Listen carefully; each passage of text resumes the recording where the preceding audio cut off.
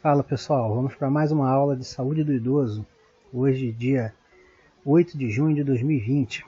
Então, na última aula, nós vimos uma revisão sobre a anatomia e a fisiologia do sistema respiratório. E hoje nós vamos começar a estudar algumas das principais doenças pulmonares que vão atingir o nosso sistema respiratório. Hoje nós vamos ver o que é DPOC, que são as doenças pulmonares obstrutivas crônicas. E elas atingem uma grande parcela da população, principalmente os idosos, mas não atinge somente os idosos. Então, como eu falei, DPOC é doença pulmonar obstrutiva crônica. Esse tipo de quadro ele vai causar uma dificuldade respiratória, que ela é irreversível. Então, ela é a obstrução da passagem de ar pelos pulmões, provocada, na grande maioria das vezes, pelo tabagismo, mas pode ser provocada também por outros agentes, como poeiras tóxicas, vapores.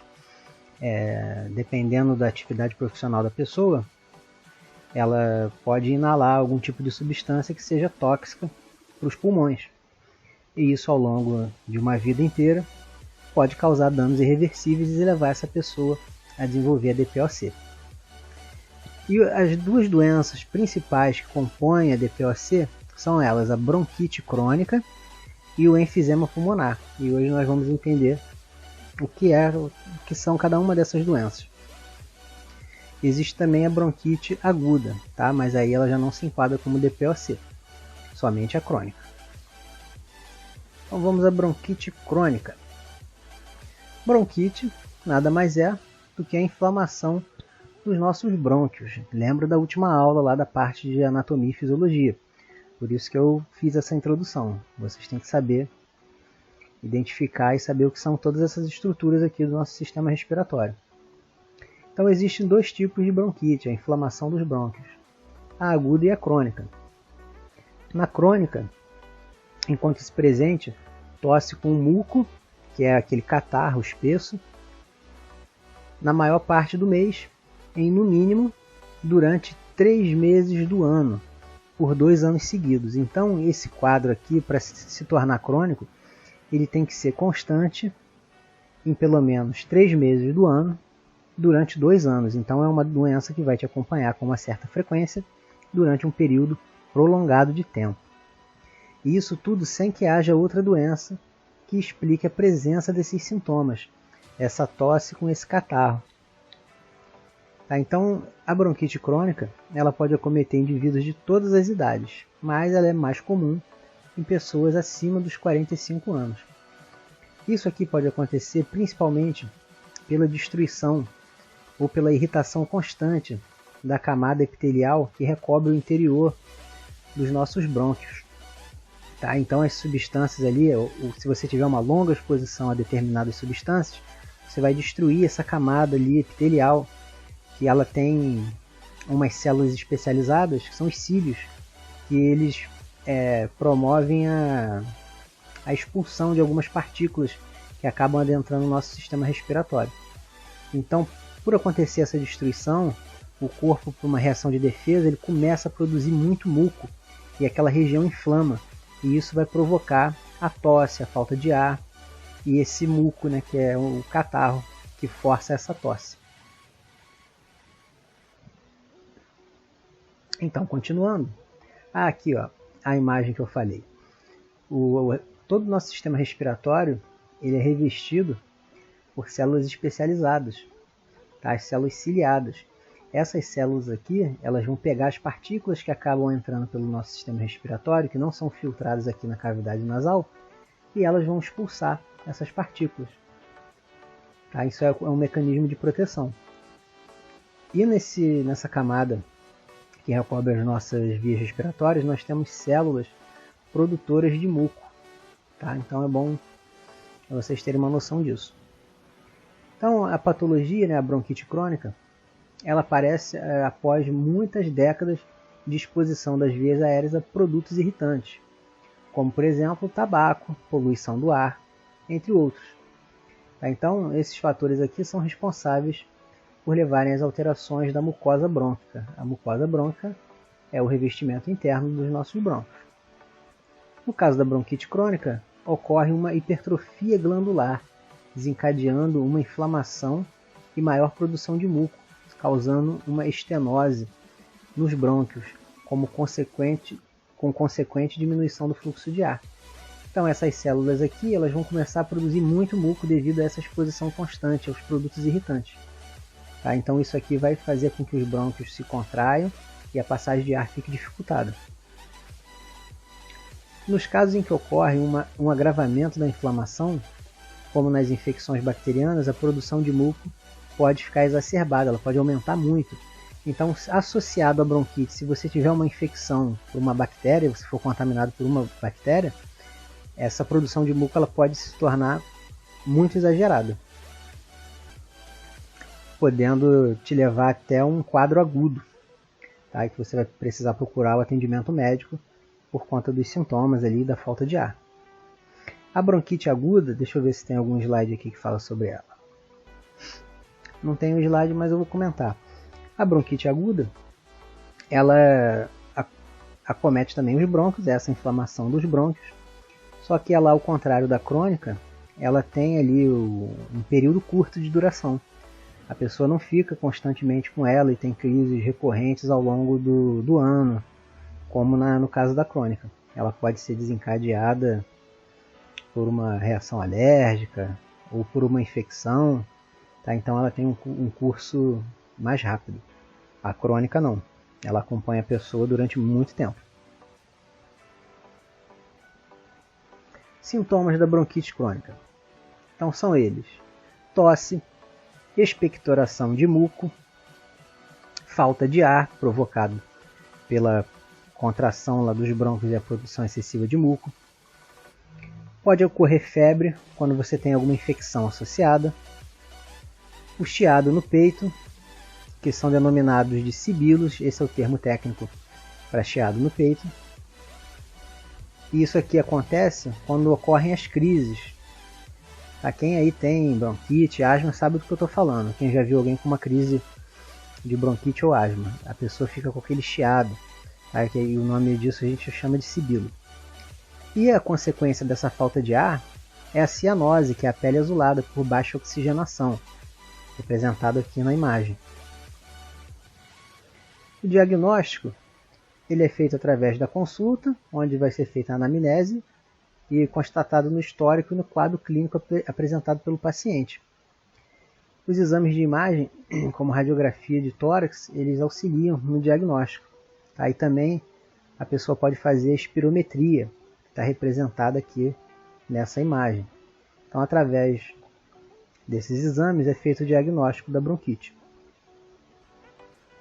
O tratamento. O principal objetivo é eliminar a falta de ar.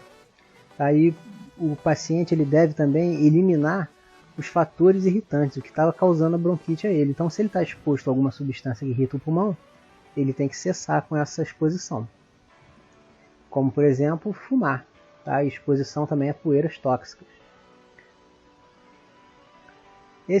Essas medidas aqui, elas não vão fazer a pessoa ficar curada, tá? Elas vão apenas impedir o agravamento. Então, os medicamentos que são usados são os corticoides, os broncodilatadores e os antibióticos. Os corticoides eles têm efeito anti-inflamatório e vão diminuir os sintomas que eu citei anteriormente. Os broncodilatadores eles vão agir dilatando, ali, aumentando o fluxo de ar nos brônquios e vão combater a falta de ar. E os antibióticos são usados nos casos em que existe infecção associada. Então aí entram os antibióticos. Então são essas três classes de medicamentos que podem ser usados no tratamento da bronquite crônica. Então nós chegamos ao enfisema pulmonar. O enfisema pulmonar também é uma doença que se desenvolve ao longo de muitos anos. E nesse caso aqui, a exposição aos agentes irritantes, ela vai causar uma destruição dos alvéolos, que são a menor unidade do nosso pulmão, e é neles que é feita a troca gasosa, a troca de gás carbônico por oxigênio. Então, o enfisema ele faz com que essas estruturas sejam destruídas, e o pulmão vai perder a sua elasticidade. consequentemente, ele vai perder a capacidade de fazer a troca gasosa. Então, por mais que a pessoa faça os movimentos de ventilação, coloque o ar para dentro do pulmão, não vai acontecer a respiração, tá? Não ocorre a troca gasosa. Então, a pessoa sofre ali um quadro gravíssimo de falta de ar e de falta de oxigenação. Então, o efizema pulmonar é uma doença grave e irreversível. Tá? Uma vez destruídos os alvéolos, eles não se regeneram. E ela é a causa mais frequente do enfisema pulmonar é o tabagismo, mas também pode ser provocado por exposição a outros tipos de substâncias irritantes, mas o principal é o tabagismo. Então pode ser causa também do enfisema o tabagismo passivo, combustíveis de biomassa que promovem aquelas fumaças tóxicas, cozinhar com lenha, e exposição laboral, né, devido à atividade profissional. Algumas pessoas trabalham em ambientes que têm vapores tóxicos, poeiras tóxicas, isso pode levar também ao enfisema. E existe também um tipo de enfisema que é chamado de enfisema senil, que decorre do envelhecimento e da deteriorização das estruturas do pulmão devido à idade. Então, o enfisema é uma doença que ela é muito triste. Ela causa uma incapacidade muito grande na pessoa, porque com essa falta de ar, com essa baixa oxigenação, o paciente ele vai perder a capacidade de se locomover, de fazer esforço. Então é uma doença muito limitante. A pessoa tem uma perda de peso bem expressiva. Tá? Então os sintomas aqui na fase inicial vão incluir a falta de ar aos grandes esforços. Então se a pessoa fizer algum esforço, ela vai ter falta de ar. Conforme a doença evolui, ela já vai começando a interferir nas atividades diárias. E a falta de ar, ela começa a acontecer também nos pequenos esforços, como por exemplo tomar banho ou até caminhar. E quando ela chega no quadro avançado, a pessoa sente falta de ar em repouso, ela se sente sufocada, mesmo em repouso. Então é uma doença muito triste, ela é um quadro, quem já teve a oportunidade de ver um paciente com enfisema sabe que é um quadro bem até chocante. Então é importante prevenir essa doença, principalmente evitando o tabagismo. E o enfisema, devido a essa gravidade, ele pode levar o paciente à morte, tá? Por essa baixa oxigenação. Então, como é feito o diagnóstico do enfisema? Através da história clínica, na consulta lá o médico vai colher as informações do paciente, vai saber se ele era tabagista, se ele trabalhava em alguma indústria, algum setor que ele ficava exposto a substâncias tóxicas. Através do exame físico, a pessoa com enfisema desenvolve o que a gente chama de tórax em barril, que é o tórax enfisematoso, está exemplificado aqui na imagem.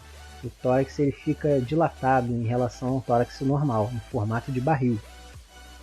É utilizada também a radiografia de tórax. Aqui está um exemplo de uma radiografia de tórax de um pulmão com enfisema. No entanto, é com base na tomografia computadorizada de alta resolução, aqui está a sigla, né, TCAR, do pulmão, que o diagnóstico é feito com maior precisão. Tá? Então estão aqui os meios pelos quais são feitos o diagnóstico. Então, o tratamento. O enfisema é uma doença irreversível, ela não tem cura. O tratamento ele tem o objetivo apenas de minimizar os sintomas. Então, os principais medicamentos que vão ser utilizados são os broncodilatadores e os corticoides inalatórios, tá? Que são usados através das bombinhas. Isso aqui tudo para diminuir a inflamação e para dilatar ali os brônquios para tentar melhorar o fluxo de ar. Muitos pacientes também usam o balão de oxigênio como uma medida ali para amenizar essa baixa oxigenação. Em alguns casos também pode ser feito o transplante de pulmão. Tá? É uma opção no enfisema pulmonar muito grave quando todas as outras medidas já falharam. Então a melhor maneira de você tratar o enfisema, na verdade, é prevenir o seu aparecimento, tá? Através aí de hábitos de vida saudáveis e principalmente evitando exposição à poluição e ao tabagismo. Então nossa aula fica por aqui e até uma próxima, pessoal.